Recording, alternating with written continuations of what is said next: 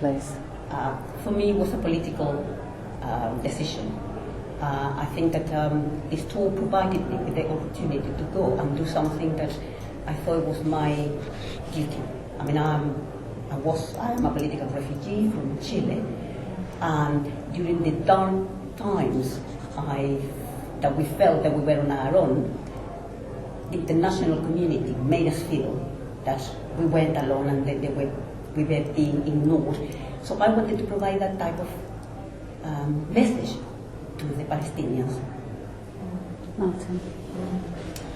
I think it's been an important issue for me for a while, but before going, it was somewhat abstract, and I was very confused and had different kind of images and stories and so on, and always felt rather uncertain about speaking up, with the idea that people could say, well, you haven't been there, what do you know? And going and encountering the situation that people are facing day by day by day on the ground in so many different respects, in different parts of Palestine and Israel. Now I feel very confident, and it's the friends of Zionism who actually haven't been there, and haven't seen, and don't know. So, well, I felt that the tour gave me an unrivaled political analysis that you simply don't get with other tours. I remember particularly being in the Bethlehem Women's Centre, passing around mint tea, seeing the wall and asking the young women who were there, how did they get to work? And they said, we climb under the wall. I said, how do you climb under the wall? Through the sewers. How can you imagine? Can you imagine the smell? what kind of emotional impact did the tour make on you?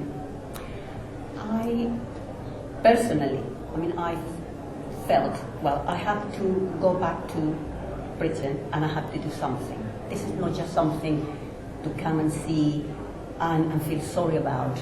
And I need to do something to change the situation. And so I don't think anybody that goes in this sort of tour there will come back without the same sort of feeling. Martin? It's distressing, but it's very supported, and you have very clearly received the message of people's appreciation that you're there, and also sustained by people's expectation that we have a responsibility. To be told by Palestinians, you have a responsibility, because this is actually, we are all part of this, we've contributed to it. So it's not easy, but it's possible, and one gains solidarity with other people, go with you as well as the people that you meet and continue to have contact with. And it's possible to come back and not do something. And when we are engaged, we form incredibly strong bonds between each other.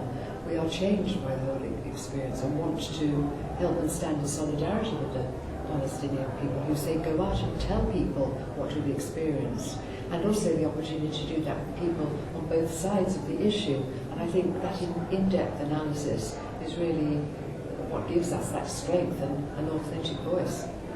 So would you say it fills in an awful lot of the gaps that are across the way the Palestinian story is shared or not shared through our media? How does it fill in some of the political gaps for you in terms of the analysis? I think that then we have the opportunity to provide a different type of narrative to the one that the general public gets from most of the media. But I think it is important as well that we try and bring Palestinian voices so they can speak of their own experience. That is what I think is my job. I think it's disgraceful that even if you say, for example, The Guardian, that wins prizes for its advocacy of human rights and freedom of speech and so forth, that it actually fails, and the BBC is just a disgrace, that for failing to present the reality of the dynamic processes that are taking place in Palestine, which are frightening, and so the gap between what one learns here and knows here and what one understands through going on tours and visiting and so forth is wide and very troublesome. And it's almost not a gap, it's almost there's a blank canvas here where the Palestinian issue is hardly ever raised. And we come back and we advocate, articulate the fact that there's a Palestinian people under siege within occupied territories, and all the planning processes that go behind the demolitions of homes and so on. We can talk to some of the people involved in all of that. I mean, I think, and then we create the narrative and try to get that onto a media stage, but with hardly very much success. So it's a lot. Would you say it's a life-changing experience? Definitely. Go again, go often. Yes.